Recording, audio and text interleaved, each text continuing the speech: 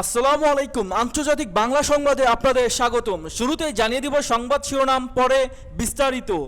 Israel ফিলিস্তিনি ভূখণ্ড থেকে মুছে যাবে, হামাস নেতার হুঁশিয়ারি। অন্যদিকে ইসরায়েলে আর কোনো শর্ত মেনে নেওয়া হবে না, জানালেন হামাস। এবং কোরিয়ার উপদ্বীপে জল সীমানায় ব্যালিস্টিক ক্ষেপণাস্ত্র নিক্ষেপ। আরও জানিয়ে দিব গাজা যুদ্ধ শেষ হওয়ার ইঙ্গিত দিল মিশর। এবং সবশেষ জানিয়ে দিব গাজায় যা ঘটছে তা সম্পূর্ণ অগ্রহণযোগ্য, জানালেন জাতিসংঘের মহাসচিব।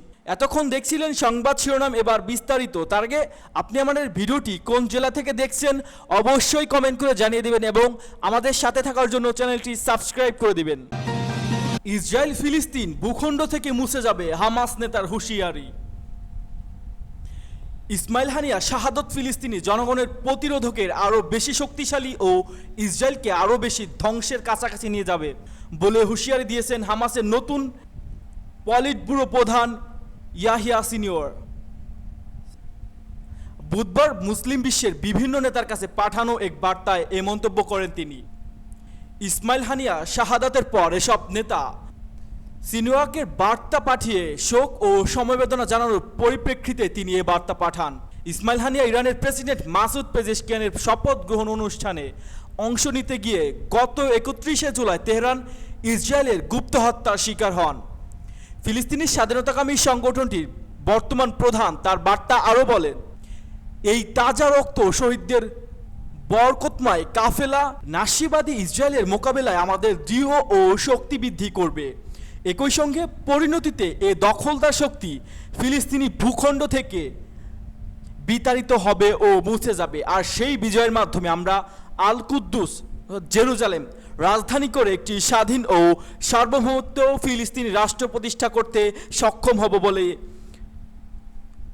ইয়াহিয়া সিনওয়া বলেন। তিনি বলেন, ইসমাইল হানিয়ার শাহাদাত প্রমাণ করেছে যে আমাদের নেতা ও যুদ্ধের রক্ত সাধারণ ফিলিস্তিনি জনগণের রক্তের চেয়ে মোটেও দামি নয়। তিনি এ সময় হানিয়া পরিচালিত নীতিগুলোর প্রতি অঙ্গীকার করে বলেন, সবচেয়ে গুরুত্বপূর্ণ হলো জিহাদ এবং প্রতিরোধের বিকল্প নেই। আর এর উপর নির্ভর করে আমাদের ফিলিস্তিনি জনগণের ঐক্য এবং আমাদের আরব ও ইসলামী জাতিসত্তার একীকরণ।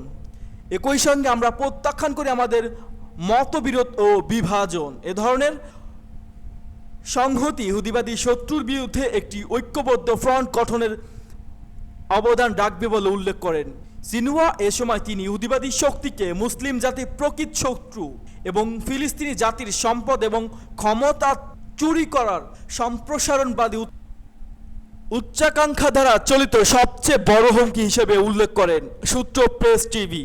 ইসরায়েলের আর কোনো শর্ত মেনে নেওয়া হবে না, জানালেন হামাস। গাজা উপত্যকায় যুদ্ধবিরতি প্রতিষ্ঠার আলোচনা ইসরায়েলের পক্ষ থেকে নতুন করে আর কোনো চাহিদা বা শর্ত মেনে নেওয়া হবে না বলে ঘোষণা দিয়েছে হামাস। ইসরায়েলের সঙ্গে যুদ্ধবিরতি আলোচনায় হামাস প্রতিনিধি দলের প্রধান ও সাংগঠনিক ডেপুটি পলিবুটের প্রধান খলিল আল হাইয়া সম্প্রতি ঘোষণা দিয়েছে।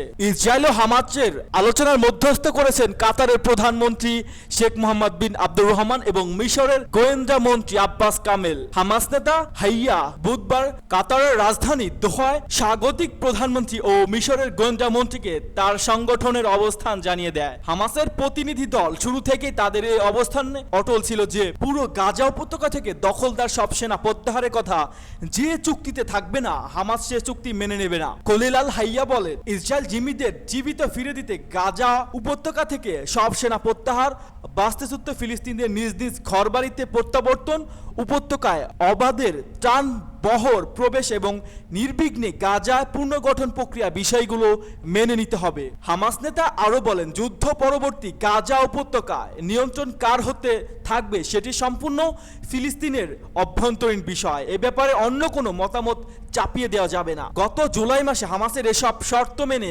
মার্কিন প্রেসিডেন্ট জো বাইডেন একটি যুদ্ধবিরতি প্রস্তাব উত্থাপন করলে হামাস তা মেনে নেয়। তারপর থেকে ইসরায়েলি প্রধানমন্ত্রী বেনিয়ামিন নেতানিয়াহু নানা ধরনের নতুন শর্ত আরোপ করে যুদ্ধবিরতি আলোচনাকে বাধাগ্রস্ত করার চেষ্টা করছে। এদিকে অবরুদ্ধ গাজা ও অধিকৃত পশ্চিম তীরে অব্যাহত ইসরায়েল হামলা এ পর্যন্ত 41,118 জন ফিলিস্তিনি নিহত হয়েছেন। আহত হয়েছেন আরও 95,125 জন, যার মধ্যে বেশিরভাগই নারী ও শিশু। কোরিয়ার উপদ্বীপে জল সীমানায় ব্যালিস্টিক ক্ষেপণাস্ত্র নিক্ষেপ। স্বল্প পাল্লার ব্যালিস্টিক ক্ষেপণাস্ত্র নিক্ষেপ করেছে উত্তর কোরিয়া। বৃহস্পতিবার কোরিয়া উপদ্বীপে জলসীমায় একাধিকবার সামরিক কর্মযোগ্য করে দেশটি। এ সময় আশপাশ প্রচণ্ড শব্দে কেঁপে ওঠে দক্ষিণ কোরিয়ার সামরিক বাহিনীতে ছড়িয়ে পড়ে আতঙ্ক। খবর রয়টার্স ও রেডিও ফ্রি এশিয়ার। সিউলে সামরিক বাহিনী সূত্র জানিয়েছে উত্তর কোরিয়া প্রায় ক্ষেপণাস্ত্রে উৎক্ষেপণের মতো উস্কানিমূলক কাজ করেছে। তবে এবারের উৎক্ষেপণ জুলাইয়ের শুরু থেকে ঘটা সব অস্ত্র পরীক্ষার মধ্যে বৃহৎ। পরমাণু শক্তিধর দেশটি এ ধরনের আচরণ নতুন নয়। উত্তর কোরিয়ার নেতা কিম জং উনের শাসনকালে এই বছর কয়েক ডজন ক্ষেপণাস্ত্র উৎক্ষেপণ করা হয়েছে। সাম্প্রতিক উত্তর কোরিয়ার নতুন গাইডিং সিস্টেম সমৃদ্ধ 240 কিলোমিটার মাল্টিপল রকেট লঞ্চার উৎক্ষেপণের সাফল্য দাবি করেছে।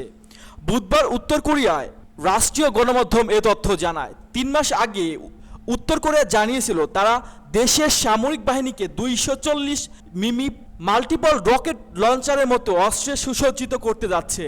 এ ধরনের রকেট দক্ষিণ কোরিয়ার রাজধানী সিওল এবং এর আশেপাশের এলাকায় আঘাত করতে সক্ষম। কোরিয়ার সেন্ট্রাল নিউজ এজেন্সি KCNA জানিয়েছে মাল্টিপল রকেট লঞ্চারগুলো চলাচল করার এবং গোলাবর্ষণের ক্ষমতা আধুনিকায়ন করা হয়েছে, যা সব সূচকের মাধ্যমে সুবিধাজনক হিসেবে প্রমাণিত হয়েছে। আধুনিকায়নের এই প্রক্রিয়ার মাধ্যমে রয়েছে নতুন প্রয়োগ করা গাইডিং সিস্টেম নিয়ন্ত্রণ করার ব্যবস্থা এবং ধ্বংসলীলা চালানোর সক্ষমতা। এরই ধারাবাহিকতায় স্বল্প পাল্লার ব্যালিস্টিক ক্ষেপণাস্ত্রের পরীক্ষা চালায় উত্তর কোরিয়া। বিশেষজ্ঞরা বলেছে ইউক্রেনের ব্যবহারের জন্য উত্তর কোরিয়ার মিত্র রাশিয়ার কাছে অস্ত্র বাণিজ্যের কথা স্বীকার করেছে, কিন্তু দীর্ঘদিন কূটনৈতিক টানাপোড়েনের কারণে তারা এই বছর দক্ষিণ কোরিয়াকে প্রধান শত্রু হিসেবে ঘোষণা করেছে। সম্প্রতি উত্তর কোরিয়ার পরমাণু অস্ত্র বহনে সক্ষম সরঞ্জাম দক্ষিণ কোরিয়া সীমান্তে মোতায়েন করা হয়েছে। সে সঙ্গে আধুনিক অস্ত্র পরীক্ষাগার হার বাড়ানো হচ্ছে। সিউলের জয়েন্ট চিফ অফ স্টাফ বলেছেন তারা বৃহস্পতিবার ভোরে পিংইয়ং থেকে পূর্ব সাগর বা জাপান সাগরে নিক্ষেপ করা একাধিক স্বল্প পাল্লার ব্যালিস্টিক ক্ষেপণাস্ত্র শনাক্ত করেছে। তিনি আরও বলেন ক্ষেপণাস্ত্রগুলো প্রায় 360 কিলোমিটার উড়ে যাওয়ার পর বিস্ফোরিত হয়। পরীক্ষাটি একটি স্পষ্ট উস্কানিমূলক যা কোরীয় উপদ্বীপে শান্তি ও স্থিতিশীলকে মারাত্মকভাবে হুমকির সম্মুখীন করছে। গাজা যুদ্ধ শেষ হওয়ার ইঙ্গিত দিল মিশর। সম্প্রতি গাজা উপত্যকা যুদ্ধবিরতি নিয়ে কাতারের রাজধানী দোহায় একটি আলোচনা শেষ হয়েছে। এই আলোচনাকে গুরুত্বপূর্ণ বলে উল্লেখ করেছেন মিশর, যা 11 মাস ধরে চলা এই সংঘাত শেষ হওয়ার সম্ভাবনার ইঙ্গিত দেয়। আলোচনায় অংশ নেওয়া একটি উচ্চপদস্থ সূত্রে বরাত দিয়ে বৃহস্পতিবার কায়রো নিউজ চ্যানেল জানিয়েছে আলোচনাটি মিশরের গোয়েন্দা প্রধান আব্বাস কামেল, কাতারের প্রধানমন্ত্রী মোহাম্মদ বিন আব্দুল রহমান আল হাতি এবং হামাসের প্রতিনিধি দলের খলিল আল হাইয়ার অংশগ্রহণের অনুষ্ঠিত হয়। সূত্রটি জানায় এই আলোচনাকে অত্যন্ত গুরুত্বপূর্ণ এবং সংকট সমাধানের সম্ভাব্য লক্ষ্য হিসেবে দেখা হয়েছে। যদিও আলোচনার বিস্তার কোনো তথ্য প্রকাশ করা হয়নি। গত কয়েক মাস ধরে যুক্তরাষ্ট্র, কাতার এবং মিশরের মিলে ইসরায়েল ও হামাসের মধ্যে বন্দি বিনিময় ও যুদ্ধবিরতি চুক্তি করতে এবং গাজায় মানবিক সহায়তা প্রবেশের সুযোগ নিশ্চিত করার চেষ্টা করে আসছে। তবে ইসরায়েলি প্রধানমন্ত্রী বেনিয়ামিন নেতানিয়াহু হামাসের দাবি মানতে অস্বীকার জানানোর মধ্যস্থতায় সব প্রচেষ্টায় ব্যাহত হয়েছে। ইসরায়েলে গত বছরের 7 অক্টোবর থেকে গাজা হামলায় অব্যাহত রেখেছে, যদিও জাতিসংঘের নিরাপত্তা পরিষদ তাৎক্ষণিক যুদ্ধবিরতির আহ্বান জানিয়েছে। স্থানীয় স্বাস্থ্য কর্তৃপক্ষ তথ্য অনুযায়ী ইসরায়েলি বাহিনী হামলায় এ পর্যন্ত প্রায় 41,119 জন ফিলিস্তিনি নিহত এবং 95,125 জন আহত হয়েছেন, যাদের অধিকাংশই নারী ও শিশু।